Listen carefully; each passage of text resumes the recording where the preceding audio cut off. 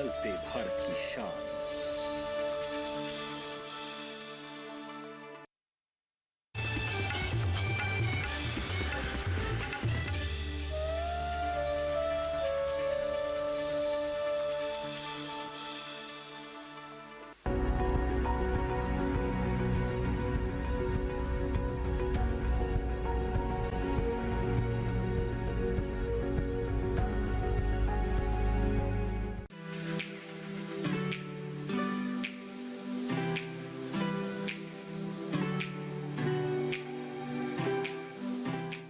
हमारे देश की सरकार किसानों की आय को बढ़ाने के लिए नित नए प्रयास कर रही है। कृषि से जुड़ी जो संस्थाएं हैं वो भी किसान हित में सदैव तत्पर रहती हैं। बता दें आपको कि हमारे किसानों की आय बढ़ सके, हमारे किसान आगे बढ़ सके, इसके लिए हर संभव प्रयास किए जाते हैं। ऐसे में किसान अगर खेती के साथ साथ अन्य व्यवसायों को भी अपना लेते हैं तो उनके लिए फायदेमंद साबित हो सकता है। ऐसा ही एक व्यवसाय है टर्की पालन। जी हाँ, खेती के साथ अगर हमारे किसान टर्की पालन भी करते हैं तो आय में बढ़ोतरी निश्चित तौर पर कर सकते हैं।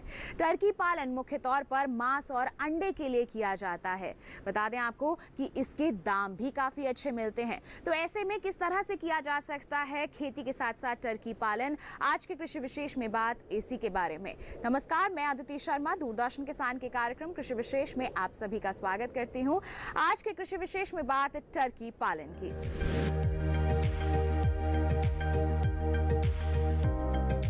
आज के समय पर डेयरी के बाद सबसे ज्यादा मुनाफा देने वाला कोई बिजनेस है तो पोल्ट्री फार्म ही है, जिससे अंडे के साथ मांस प्राप्त किया जाता है।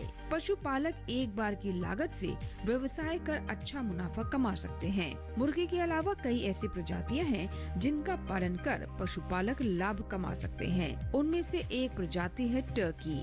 ये मिलिएग्रिस वंश का एक बड़े आकार का पक्षी है जो मूल रूप से उत्तर व दक्षिण अमेरिका में पाया जाता है, जहां ये सबसे बड़े पक्षियों में से एक है। बीते दिनों में भारत में टर्की पालन तेजी से बढ़ा है। टर्की पालन ग्रामीण लोगों को रोजगार के अवसर प्रदान करने में सक्षम है। यह व्यवसाय छोटे और सीमांत किसानों के लिए भी उपयुक्त है। टर्की अपने मांस और अंडे के लिए लोगों के बीच लोकप्रिय हो रहा है। इसके मांस में करीब 25 अंडे में 13% तक प्रोटीन की मात्रा पाई जाती है। टर्की के मांस में कम चर्बी स्वाद के कारण अधिक लोकप्रिय है।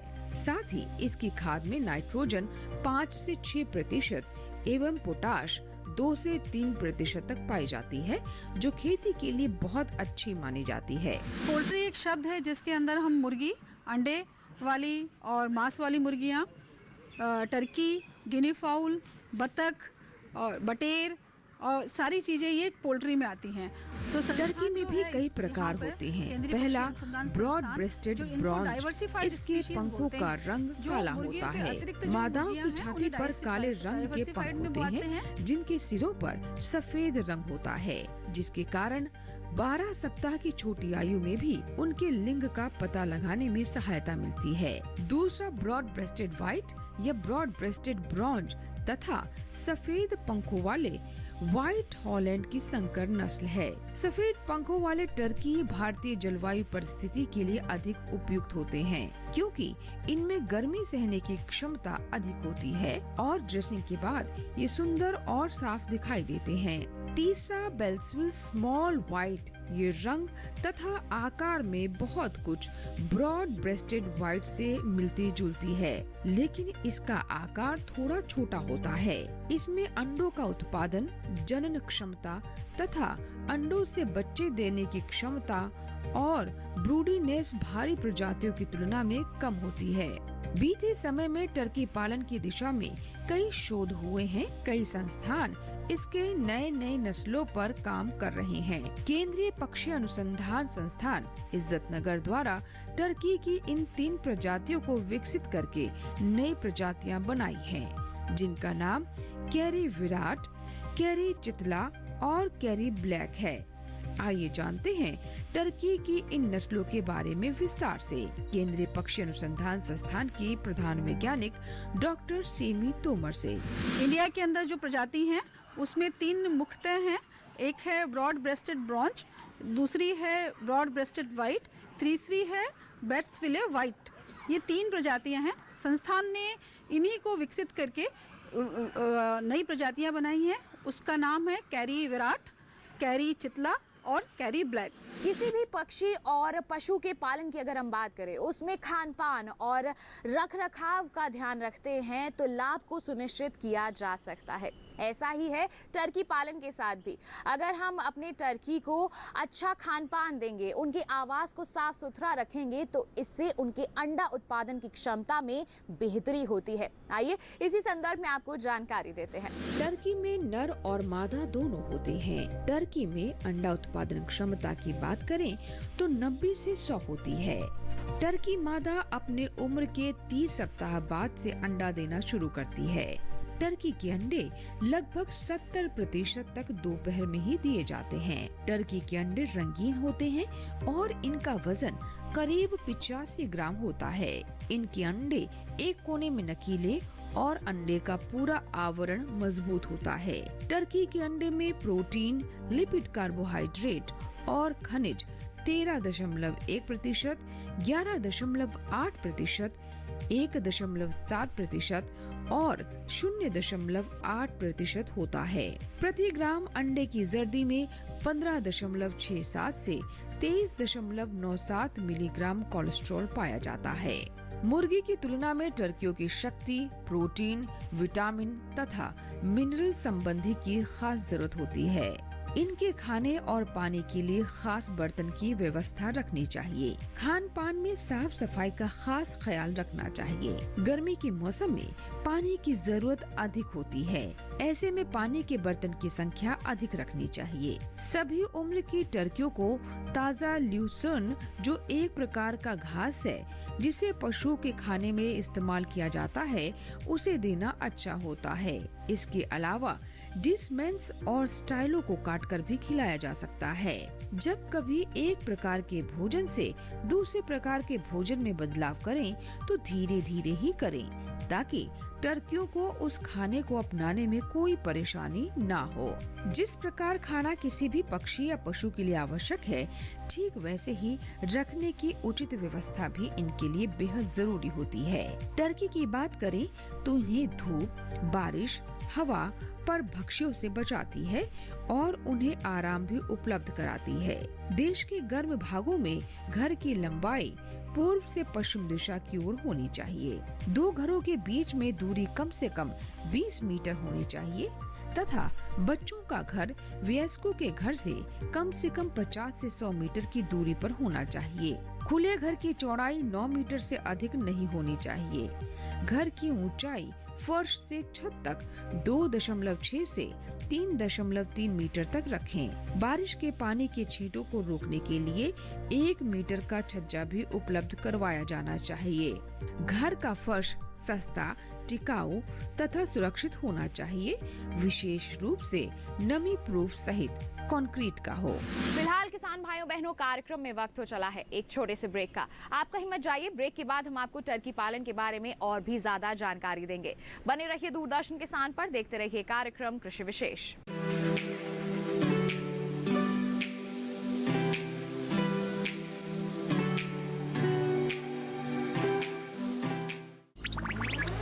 डिजिटल बैंकिंग का है जमाना, टाइम है बचाना। डिजिटल बैंकिंग है आसान, करो चाहे कोई भुगतान, एनी टाइम एनीवेयर, सेफ है, फास्ट है, हर पेमेंट उंगलियों पे सेट है। लेन देन के हैं ऑप्शंस कई, IMPS, NEFT, UPI भी। 24 घंटे करते ये काम, पेमेंट आसान और रहे आराम। RBI कहता है जानकार बनिए, सतर्क रहिए।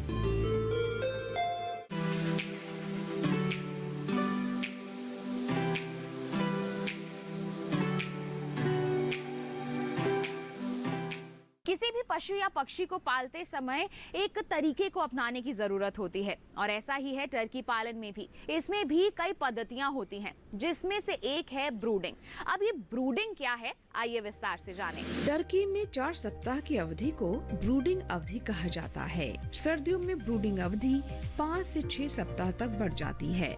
यह अनुभव द्वारा सिद्ध बात है कि मुर्गियों की तुलना में टर्की के बच्चों को होवर स्थान दुगना चाहिए। एक दिन के बच्चों की ब्रूडिंग इंफ्रारेड बल्बों या गैस ब्रूडर की मदद से और परंपरागत ब्रूडिंग सिस्टम के द्वारा की जा सकती है। ब्रूडिंग के समय कुछ जरूरी बातों का खास ख्याल रखना चाहिए। 4 सप्ताह तक प्रति पक्षी 1.5 वर्ग फीट स्थान की जरूरत होती है। बच्चों के निकलने से 2 दिन पूर्व ब्रूडर गृह को तैयार कर लें। नीचे बिछाई जाने वाली सामग्री को 2 मीटर के व्यास में गोलाकार रूप में फैला लें। नन्हे बच्चों को ताप के माध्यम से दूर जाने देने से रोकने के लिए 1 फीट ऊंची बाड़ अवश्य लगाई जानी चाहिए। शुरुआती तापमान 95 डिग्री फ़ारेनहाइट है, जिसमें 4 सप्ताह की आयु तक प्रति सप्ताह 5 डिग्री फ़ारेनहाइट की कमी की जानी चाहिए। पानी के लिए कम गहरे वाटर का उपयोग किया जाना चाहिए। जीवन के पहले 4 सप्ताह के दौरान औसत मृत्यु दर 6 से 10% तक होती है। शुरुआती दिनों में टर्की के छोटे बच्चे खान पान के इच्छुक नहीं होते। यही कारण है कि टर्की के छोटे बच्चों में मृत्यु दर का एक प्रमुख कारण भूख है। इसीलिए टर्की पालकों को बच्चों को खाना और पानी पिलाने में विशेष ध्यान रखना चाहिए। टर्कियों को हरा रंग बहुत पसंद होता है। ऐसे में खाने के प्रति आकर्षित करने के लिए हरे पाटों को काटकर खाने में मिला देना चाहिए। पहले 2 दिनों तक रंग बिरंगे अंडे फिलरों को भी फीडर के रूप में इस्तेमाल किया जा सकता है। ब्रूडिंग के लिए नीचे बिछाए जाने वाले सामानों में चावल का छिलका, लकड़ी के बुरादे और कटी हुई लकड़ी के छिलकों का उपयोग किया जा सकता है, जिसकी मोटाई 2 इंच रखें। जरूरत के अनुसार इसे 3 से 4 इंच तक बढ़ा लें। ब्रूडिंग ये है कि 0 से लेके 4 हफ्ते तक सर्दियों में इसको, और गर्मियों में 0 से लेके 3 हफ्ते तक, 2 हफ्ते तक जब हम इसको बैटरी ब्रूडर पे या नीचे अगर हम बिछावन पे भी अगर छोटे बच्चों को पाल रहे होते हैं, और तो उस समय उसको होवर कहते हैं। होवर के अंदर ब्रूडिंग करते हैं। इसकी ब्रूडिंग हम किसी भी तरह से करते हैं, लेकिन ज़्यादातर जो ब्रूडिंग की जाती है वो लाइट के द्वारा की जाती है, बिजली के द्वारा की जाती है, जिसमें हम बल्ब लगा देते हैं और लाइट इस तरह से कि उसको 24 घंटे की हम कंटिन्यूस लाइट होनी चाहिए शुरू के 2 दिन तक, क्योंकि अगर हम शुरू के 2 दिन तक लगातार लाइट नहीं देंगे तो चूजे एक दूसरे के ऊपर चढ़ना शुरू हो जाते हैं, क्योंकि उन्हें ठंड लगती है। वो 98 फ़ारेनहाइट डिग्री से निकल के वहाँ से हैचरी से आते हैं, और उनको हैचरी में के हर हफ्ते में 5-5 डिग्री फ़ारेनहाइट का तापक्रम करते करते 3 या 4 हफ्ते तक 70 डिग्री फ़ारेनहाइट लाना होता है। टर्कियों को फ्री रेंज या गहन प्रणाली के अंतर्गत पाला जाता है। इसमें 1 एकड़ बाड़ लगी जमीन में 200 से 250 वयस्क टर्कियों को पाला जा सकता है। प्रति पक्षी 3 से 4 वर्ग फीट की दर से रात में रहने की व्यवस्था होनी चाहिए। छांव और ठंडा वातावरण उपलब्ध कराने के लिए आसपास पेड़ लगाना भी फायदेमंद साबित होता है। सफाई के दौरान टर्कियों को परभक्षियों से भी बचाना आवश्यक होता है। टर्की को फ्री रेंज पद्धति से पालने में लागत में भी कमी आती है, जबकि पशुपालकों को इससे लाभ ही लाभ होता है। इस पद्धति से टर्की पालन करते समय टर्कियों को आंतरिक राउंड वॉर्म और बाहरी फाउल माइट परजीवी से खतरा होता है। ऐसे में टर्कियों को प्रति माह कीटाणु नाशक दवा देना आवश्यक होता है, जिससे टर्कियों में उत्पादन क्षमता बढ़ जाती है, साथ ही बीमारी भी नियंत्रित रहती है। जब भी हम पक्षी या फिर पशु का पालन करते हैं तो हमें सावधानियां बरतने की जरूरत होती है, क्योंकि कई तरह की बीमारियों का खतरा बना रहता है। ऐसे में ये जानना बहुत जरूरी है कि जब हम टर्की पालन कर रहे हैं तो कौन कौन से रोग आ सकते हैं, किस तरह से हमें उपचार करना चाहिए और बचाव के तरीके क्या हैं। आइए इन सब के बारे में आपको विस्तार से बताते हैं। अन्य पक्षियों के भांति टर्की में भी कुछ प्रमुख बीमारियां हैं, जिनमें से एक है एराइजोनोसिस, जिसका कारण सैल्मोनेला एरिज़ोना होता है। यह टर्कियों में 3 से 4 हफ्ते की उम्र में हो सकता है। इस बीमारी के कारण टर्की में आंख का अंधापन तक हो सकता है। इस बीमारी से बचाव हेतु संक्रमित नस्ल समूह को बाड़े से हटा देना चाहिए। टर्कियों में सांस की समस्या भी देखी जा सकती है, जिसका प्रमुख लक्षण खांसी, गार्गलिंग, छींकना और नाक का बहना है। इससे बचाव हेतु माइकोप्लाज्मा मुक्त समूह को सुरक्षित करें। एरिसाइप्लिस, फाउल पॉक्स और मुर्गी हैजा भी टर्की में देखा जाता है, जिसके लिए टीकाकरण और मरे हुए पक्षियों को समूह से हटाना कारगर साबित होता है। टर्कियों में विषाणु जनित बीमारियां, बैक्टीरिया जनित बीमारियां, फफूंदी जनित बीमारियां, मौसम के विपरीत प्रभाव से होने वाली बीमारियां, ये इस तरह की बीमारियां देखी जाती हैं। लेकिन इस समय या पहले से हमारे संस्थान में मुर्गियों टर्कियों में किसी भी तरह का टीकाकरण नहीं किया जा रहा। दूसरी जगह जहां हम देखते हैं कि फाउल पॉक्स का टीकाकरण, टर्की पॉक्स का टीकाकरण बहुत आवश्यक है टर्कियों में, हम इस तरह का कोई टीका नहीं दे रहे हैं। रानीखेत बीमारी का भी टीका दिया जाता है, लेकिन हमारे यहाँ रानीखेत बीमारी का भी कोई टीका नहीं दिया जा रहा। इस तरह से जो भी टर्की यहाँ पल रही हैं वो पूर्ण रूप से एक ऑर्गेनिक में माहौल में पल रही हैं, और जिसमें एंटीबायोटिक का भी प्रयोग कम करते हैं, क्योंकि हम यहाँ पे जब भी इस तरह से कोई बीमारी आती हैं तो उसको प्रोबायोटिक, प्रीबायोटिक और सिम्बायोटिक से हम उनको ठीक करते हैं।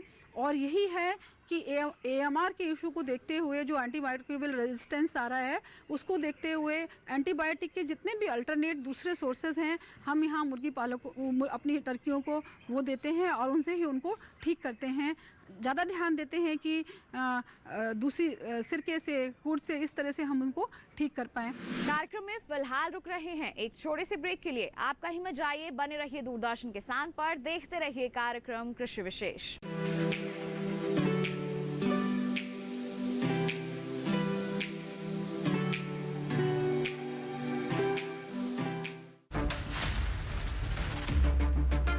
जलवायु में बदलाव, खेती पर पड़ रहा प्रभाव, लेकिन अपनाकर छोटे छोटे तरीके, मिलेगा इस समस्या का समाधान।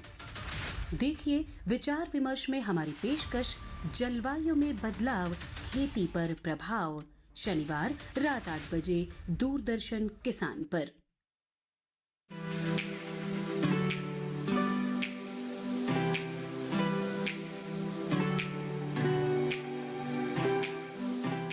टर्की अपने अंडों और मांस के लिए बहुत ही ज्यादा लोकप्रिय साबित हो रहा है। साथ ही साथ आपको बता दें कि इसके जो मूल्यवर्धित उत्पाद हैं वो भी बाजार में मिल रहे हैं। आइए इनके बारे में विस्तार से जानें। टर्की प्रोटीन का एक बड़ा माध्यम है, कई विटामिन और खनिजों से भरपूर है। साथ ही इसके मांस में वसा की मात्रा भी कम पाई जाती है। इसमें सेलेनियम भी उच्च मात्रा में होता है, जो स्वास्थ्य के लिए अच्छा माना जाता है। ये तो बात हुई इसके गुणों की। अब बात टर्की से बनने वाले उत्पादों की। टर्की से बनने वाले उत्पादों में नगेट्स, सलामी, पैटीज, अचार, चिप्स बाजार में मिलती है। इसके अलावा टर्की की सॉसेस भी उत्पाद के रूप में उपलब्ध है। यह एक लोकप्रिय पोल्ट्री व्यंजन है, विशेष रूप से उत्तरी अमेरिका और यूनाइटेड किंगडम में, जहां इसे पारंपरिक रूप से थैंक्सगिविंग और क्रिसमस जैसे सांस्कृतिक रूप से महत्वपूर्ण कार्यक्रमों के साथ साथ मानक व्यंजनों में भी खाया जाता है। टर्की है वो मांस के लिए पाली जाती है, तो इसके मांस के लिए वैल्यू एडेड प्रोडक्ट काफ़ी बनाए गए हैं।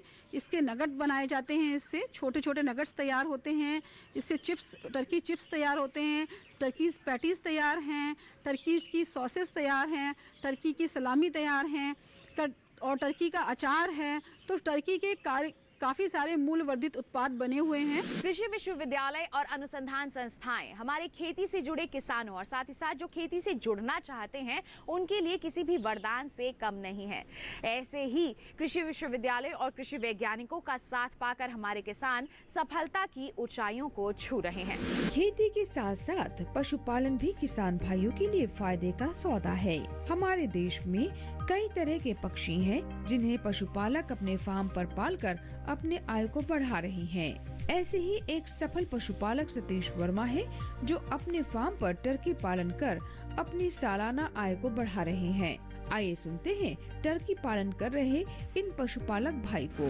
मैं एक सेमिनार में या IVRI के स्थापना दिवस में गया था। वहाँ से हमें ये जानकारी हुई कि यहाँ पे इंस्टीट्यूट में इतने पक्षी हैं, क्योंकि मैं भी वहाँ पे एज उस समय मैं MLA था और एक एज गेस्ट वहाँ पे मैं उपस्थित हुआ था, तो मैंने भी सुना उनके भाषण को उनकी तैयारी को कि कैसे कैसे क्या क्या करते हैं, A to Z सारी जानकारी इंस्टीट्यूट हमें प्रदान करता है। और 2 नवंबर को उनका स्थापना दिवस होता है, तो सारे कार्यक्रम उनके होते हैं। उसी कार्यक्रम से मुझे उनका सहयोग मिला। मैंने सोचा कि जब आम किसान ये काम कर रहा है या लोग कर रहे हैं तो मुझे भी करना चाहिए। देश के नागरिकों के लिए अच्छा कुछ भी प्रोडक्शन हो सके, उसमें हमारा भी सहयोग होना चाहिए। तो इस पर मैंने काम शुरू किया। आज की तारीख में मैंने अपना जो प्रोजेक्ट है, करीब लगभग 30 करोड़ रुपए का प्रोजेक्ट है, जिसमें मैं टर्की और अन्य पक्षियों को भी पालता हूँ। लगभग हमारे पास काफ़ी ज़मीन है जिसमें मैं हरा चारा भी उगाता हूँ। और इनके लिए जो इंग्रेडिएंट्स ज़रूरत पड़ते हैं, मक्का है और तमाम का है, सोयाबीन है, या वो तो बाज़ार से खरीदते हैं। मक्का जो लगभग 50% दाने का होता है वो हमारा अपना ही हो जाता है। और देसी तरीके से आपके पास अगर चक्की भी है तब भी आप इसका दाना बना सकते हैं, जो बाज़ार के दाने से काफ़ी सस्ता पड़ेगा, इसलिए आपकी लागत कम आएगी। और इन सब को करके हम अपने प्रधानमंत्री का भी सपना पूरा करेंगे, क्योंकि उनका मन है कि किसान आदमी दोगुनी हो। और हम तो कहते हैं किसान की आमदनी अगर ये सब व्यापार आप करेंगे तो 10 गुनी होगी, बशर्ते आप थोड़ा कॉन्शियस रहें। इससे कस्टमर के लिए थोड़ा सा ध्यान रखें कि हमारी जब तैयारी हो तो हमारा कस्टमर तैयार रहे, और ऐसी व्यवस्था बनाएं कि जो कस्टमर हमारे हैं उनको परमानेंट ऐसी व्यवस्था देते रहें। टर्की पक्षी का शरीर तेजी से बढ़ता है। इसका वजन 7 से 8 माह में 10 से 12 किलो हो जाता है। इसके अंडे का वजन भी मुर्गी के अंडे से अधिक होता है। टर्की से प्रति वर्ष 100 से 120 अंडे प्राप्त किए जा सकते हैं। टर्की एक ऐसा पक्षी है जिसका मीट बहुत स्वादिष्ट होता है। वैसे तो डिमांड इसकी परमानेंट रहती है। दिसंबर के महीने में इसकी डिमांड और बढ़ जाती है, क्योंकि जो हमारा क्रिसमस आता है उस समय इसकी डिमांड ऐसी बढ़ती है जैसे हम लोग पूजा के लिए काला मुर्गा ढूंढते हैं, और काला बिल्कुल अगर 100% काला है तो उसके पैसे बहुत मिलते हैं। उसी हिसाब से टर्की का भी है। तो टर्की हमारी 5-7 किलो से लेके 12 किलो 15 किलो तक टर्की हो जाती है, और वो 2000 से 3000, 2500, 3000 का पर पीस उसकी बिक्री हो जाती है। लगभग इसकी ग्रोथ में इसको 5 महीने का समय लगता है। अगर हरा चारा आप डालते हैं तो आधे फीड में इसकी तैयारी हो जाती है।